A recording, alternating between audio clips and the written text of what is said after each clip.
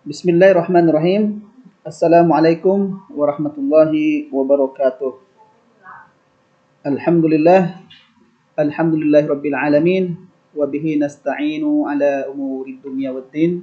Wassalatu wassalamu ala asyrafil anbiya'i wal mursalin wa ala alihi wa ashabihi ajma'in, amma ba'du. Anak-anakku sekalian, bagaimana kabar kalian pagi hari ini? Sehat semua? Alhamdulillah. Baik anak-anakku sekalian, sebelum kita mulai pelajaran pagi hari ini, kita berdoa terlebih dahulu. A'udzu billahi minasyaitonir rajim. Bismillahirrahmanirrahim. Raditu billahi rabba wa bil islami dina wa bi Muhammadin nabiyyan wa rasula. Rabbi zidni ilma warzuqni fahma. Amin ya rabbal alamin. Baik anak-anakku sekalian yang dimuliakan Allah Subhanahu wa taala, pagi hari ini kita berjumpa kembali dalam pelajaran pendidikan agama Islam. Kita sudah masuk di bab yang kelima. Pelajaran yang kelima terkait dengan materi cinta Nabi dan Rasul. Siapakah manusia pertama yang diciptakan Allah Subhanahu wa taala? Nah, pasti semuanya menjawab Nabi Adam. Jadi Nabi Adam adalah manusia pertama yang semua manusia di muka bumi ini. Kemudian dialah keturunan Nabi Adam, baik yang berkulit putih maupun yang berkulit hitam. Nabi Adam merupakan nenek moyang semua manusia yang ada di muka bumi. Nabi Adam termasuk Rasul Allah yang wajib diimani, kemudian wajib kita percaya. Demikian sepenggal kisah yang diceritakan oleh Abi hari ini yang akan Abi sampaikan kepada kalian semua. Baik anak-anakku sekalian, Allah Subhanahu wa taala pertama kali menciptakan dua makhluk. Yang pertama yang bernama malaikat. Kemudian yang kedua iblis. Malaikat diciptakan dari cahaya. Kemudian iblis diciptakan dari api. Ada dialog yang menarik anak-anakku sekalian. Ada dialog yang menarik antara Allah Subhanahu wa taala dan malaikat. Dialog itu Allah berfirman, "Aku hendak menciptakan seorang khalifah di muka bumi." Kemudian waktu itu malaikat menjawab, "Wahai Allah, apakah engkau hendak menjadikan orang-orang yang merusak dan menumpahkan darah di sana, di muka bumi itu? Sedangkan kami selama ini bertasbih memujimu dengan menyucikan namamu ya Allah." Kemudian Allah menjawab dari jawaban dari malaikat tadi. Allah menjawabnya apa? "Sungguh aku mengetahui apa yang tidak kamu ketahui, wahai malaikat." Kemudian anakku sekalian, kemudian Allah menciptakan Adam. Adam diciptakan dari tanah. Kemudian Allah menciptakan Adam dari tanah. Kemudian Allah menjadikan manusia itu seorang manusia yang sempurna fisiknya, dari rambutnya sampai dengan ujung kakinya semuanya sempurna seperti kalian hari ini. Kemudian Nabi Adam kemudian ditempatkan oleh Allah Subhanahu wa taala di tempat yang terbaik, yaitu di surganya Allah Subhanahu wa taala. Nabi Adam tinggal di surga, happy, bahagia sekali. Masya Allah ya. Jadi Nabi Adam tiba-tiba merasa sepi, merasa kesedihan. Kenapa? Karena dia diciptakan sendirian di dalam surga yang begitu luasnya, tapi Nabi Adam sendirian hidup di sana. Kemudian Allah tahu bahwasanya Nabi Adam itu butuh namanya pendamping. Jadi Allah menciptakan seorang partner, seorang teman Nabi Adam yang bernama Hawa, istri Nabi Adam. Kemudian Allah menciptakan Hawa mendampingi Ibrahim di surga. Anak-anakku sekalian, ternyata setelah Allah menciptakan Nabi Adam, iblis tidak mau. Iblis ini orangnya sombong.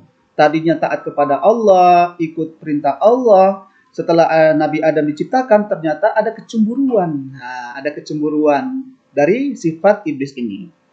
Kemudian Allah menyuruh iblis bersujud kepada Adam. Ternyata malaikat sujud pada saat itu. Malaikat sujud. Kemudian bentuk taat malaikat itu adalah sujud. Apa yang diperintahkan Allah selalu diikuti, selalu ditaati oleh malaikat. Ternyata rupanya iblis ini nggak mau anak-anakku sekalian.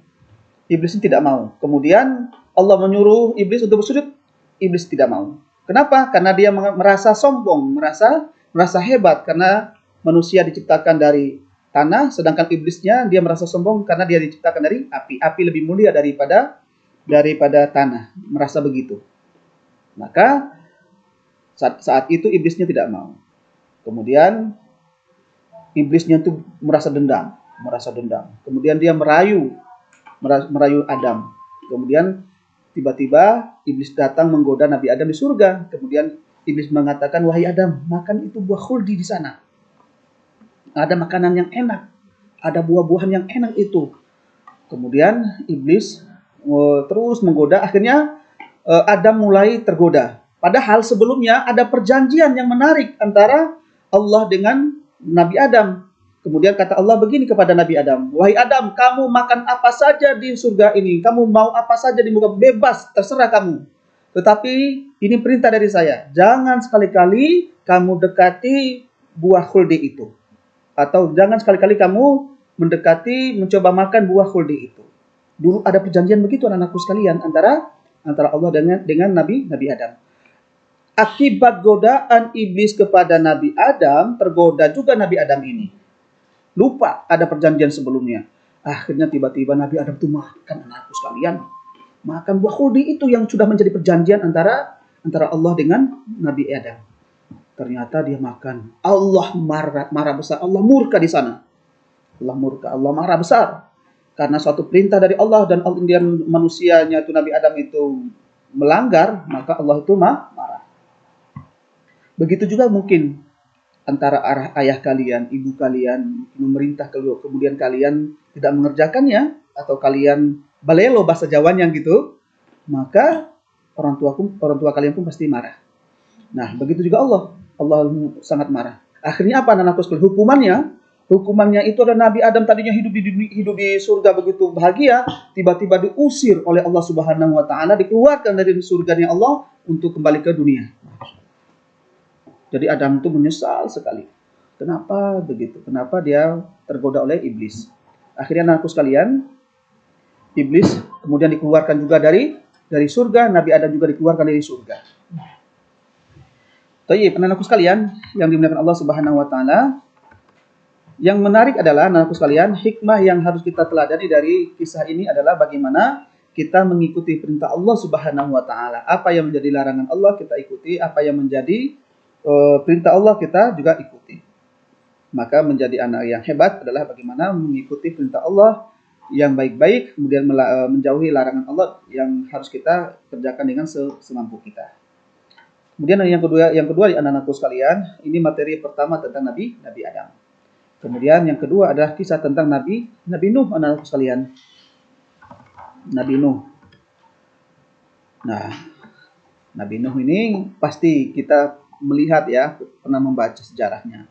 Nabi Nuh ini pernah membuat satu perahu yang sangat besar. Bahkan orang-orang pada saat itu, masyarakat pada saat itu, mereka mengatakan, Nabi Nuh itu orang gila. Kenapa dia membuat perahu di gunung, padahal lautnya itu jauh. Untuk apa? Kalau orang buat perahu itu kan di laut, kenapa dia buat perahunya kok di gunung? Tapi ternyata Nabi Nuh itu sudah mendapat informasi dari Allah Subhanahu wa taala bahwasanya suatu hari nanti ada terjadi banjir yang besar, musibah yang besar, air lautnya naik, kemudian gunung-gunung tertutupi oleh air laut. Kenapa? Saking besarnya ada gempa yang luar biasa. Anak-anakku sekalian yang dimuliakan Allah Subhanahu wa taala, Nabi Nuh ini adalah nabi yang ketiga. Ketika diangkat menjadi rasul, Nabi Nuh sudah berusia sekitar 450 tahun. Umat Nabi Nuh menyembah berhala pada saat itu. Berhala mereka itu ada 5, yaitu ada berhala Wat, Suwa, Yaghut, Ya'qut, dan Nasr. Nabi Nuh alaihissalam mengajak umatnya menyembah Allah Subhanahu wa taala dan meninggalkan berhala-berhala yang mereka sembah selama ini. Ternyata ditentang oleh umatnya atau kaumnya. Mereka tidak percaya ajaran Nabi Nuh alaihissalam. Nabi Nuh juga ditentang keluarganya. Coba, sudah ditentang umatnya, kemudian ditentang juga keluarganya. Istrinya Nabi Nuh juga menentang, namanya Wali'ah. Istri Nabi Nuh itu namanya Wali'ah. Kemudian anaknya Nabi Nuh. Nah, Masya Allah, anak Nabi Nuh namanya Kan'an. Kedua ini tidak mau mengikuti ajaran Nabi Nuh. Bapak kandungnya Kan'an ini, anak kandungnya dari Nabi Nuh, istrinya Wali'ah, istri Nabi Nuh. Nabi Nuh tetap sabar dalam berdakwah dan tidak putus asa. Selama 500 tahun, bayangin aja anakku sekalian. Selama 500 tahun Nabi Nuh terus berdakwah kepada umatnya, kepada keluarganya. Terus berdakwah siang dan malam. Untuk apa? Untuk menghindari dari penyembahan berhala-berhala itu, untuk menuju kepada sesembahan kepada Allah. Nabi Nuh terus berdoa kepada Allah agar memberi balasan kepada umatnya. Karena Nabi Nuh sudah merasa apa? Sudah merasa hampir 500 tahun berdakwah, tapi semuanya menolak ajaran Nabi Nuh. Kemudian dia berdoa, ya Allah, terserah Allah ajalah. Terserah Allah aja, saya sudah menyampaikan kebenaran darimu. Kemudian mereka mengingkari apa yang saya sampaikan dan apa yang menjadi perintahmu. Kemudian Allah menurunkan bencana, anak-anakku sekalian. Allah menurunkan bencana yang besar, banjir selama 40 hari 40 malam. Bayangkan saja, 40 hari 40 malam. Jangankan 40 hari 40 malam. Satu hari saja kalau hujan yang besar sampai malam, kita di Lampung ini bisa kebanjiran. Di Lampung ini atau di tempat kalian. Ini 40 hari 40 malam. Bayangin aja. Semua menentang Nabi Nuh tenggelam semua, anak-anakku sekalian. Tenggelam semua. Termasuk istrinya, bahkan anak-anaknya. Kemudian anak-anaknya itu, anak-anaknya Kan'an ini, anak-anakku sekalian, ketika perahunya Nabi Nuh sudah berlayar, kemudian Nabi Nuh melihat anaknya ini Kan'an sedang merangka-rangka, sedang naik di gunung, Masya Allah. Kemudian Nabi Nuh mengatakan, wahai anakku Kan'an, kemarilah kau. Kemudian Kan'an mengatakan, tidak, saya akan naik ke atas gunung dan saya akan selamat. Kemudian ternyata anakku sekalian, apa yang menjadi keinginan anak itu ternyata tidak tercapai. Kenapa? Karena air laut semakin naik dan menenggelamkan gunung yang didaki oleh anaknya itu yang namanya Kan'an. Dan anaknya pun tenggelam pada saat itu. Kemudian sifat apa saja yang harus diteladani dari Nabi Nuh, anakku sekalian? Pastinya sifat yang mulia, yaitu sabar dan tidak putus asa. Nabi Nuh ini tidak pernah putus asa. Sabar dalam menjalankan dakwahnya. Sabar artinya menahan diri, tahan menghadapi cobaan, tidak tergesa-gesa berbuat sesuatu. Sifat sabar Nabi Nuh alaihissalam ditunjukkan kepada umatnya yang menolak ajarannya untuk menyembah kepada Allah Subhanahu wa taala. Kemudian anakku sekalian, sabar juga harus kita iringi dengan usaha sambil berdoa kepada Allah agar ditunjukkan jalan yang benar dan dikabulkan keinginan-keinginan kita. Baik, anakku sekalian yang dimuliakan Allah Subhanahu wa taala, itu kisah yang kedua. Nah, sekarang kita masuk ke kisah yang ketiga. Masya Allah. Kisah yang ketiga itu tentang apa? Tentang siapa?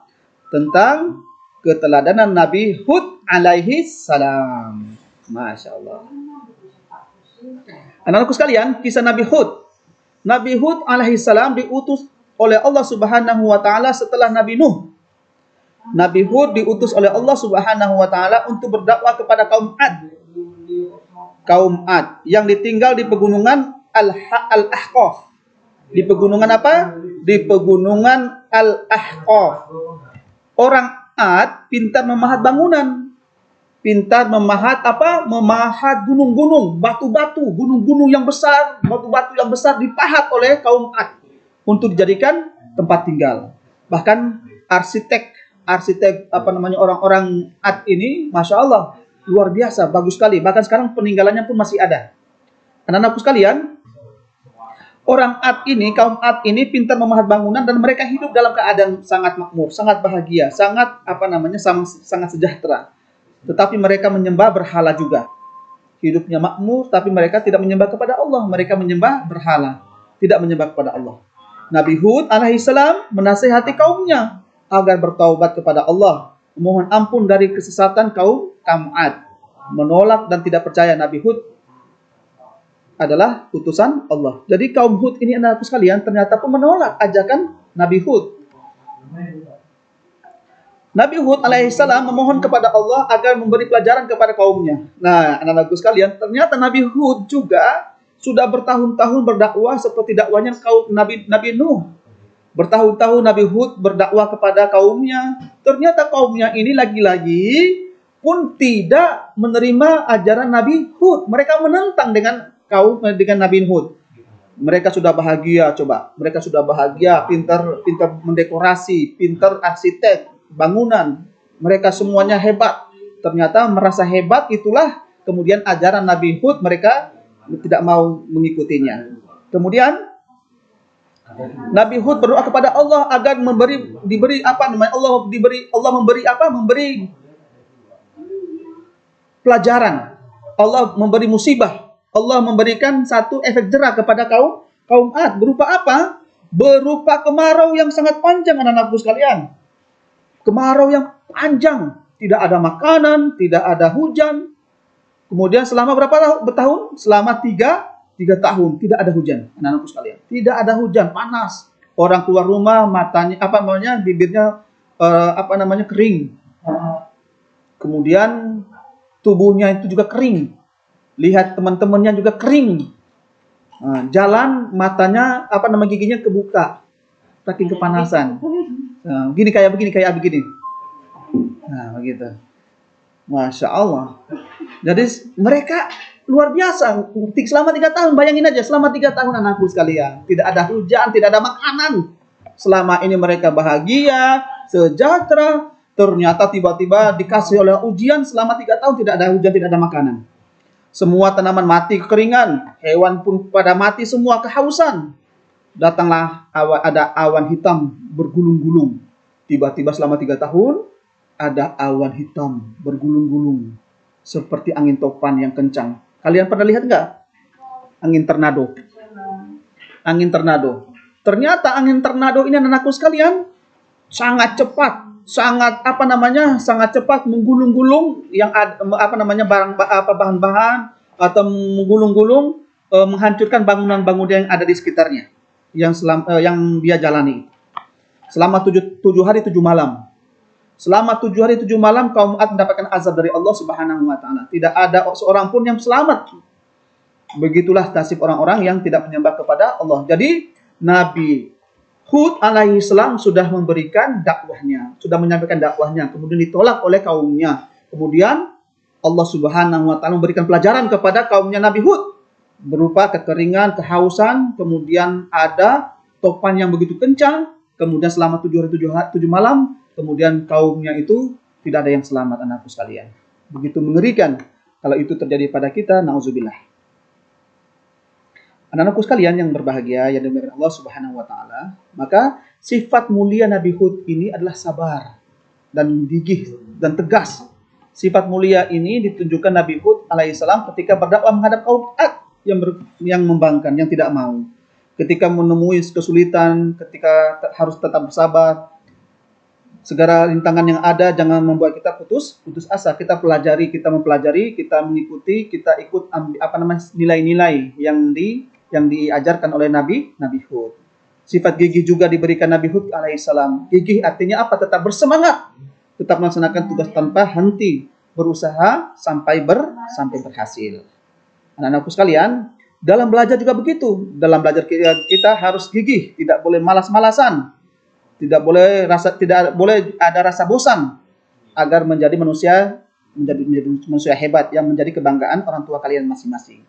Sifat tegas juga ditunjukkan kepada Nabi Hud, anak-anakku sekalian, kepada kaumnya ketika mereka menyembah berhala. Nabi Hud dengan tidak segan-segan melarang mereka. Kemudian sifat tegas juga harus kamu tunjukkan juga kepada kejahatan yang kamu hadapi. Ketika kamu melihat kejahatan, maka kamu juga harus menyampaikan dengan tegas. Inilah ketegasan-ketegasan ini yang bisa kita ambil dari sifat Nabi Hud alaihissalam yang kemudian kita laksanakan di kehidupan kita sehari-hari. Anak-anakku sekalian yang dimuliakan Allah Subhanahu wa taala, demikianlah sedikit materi pagi hari ini. Materi kita pagi hari ini ada 3 ya, yaitu kisah tentang Nabi Adam, kemudian yang kedua kisah tentang Nabi Nuh alaihissalam, yang ketiga kisah tentang Nabi Hud alaihissalam. Dari ketiga kisah ini kita ambil banyak hal, banyak hikmah, banyak manfaatnya dari sifat-sifat nabi-nabi yang Abi ceritakan tadi. Mudah-mudahan ada manfaatnya. Mari kita tutup majlis yang mulia ini, pelajaran kita pagi hari ini, dengan membaca doa kafaratul majlis. Subhanakallahumma wa bihamdika asyhadu an la ilaha illa anta astaghfiruka wa atubu ilaik. Assalamualaikum warahmatullahi wabarakatuh.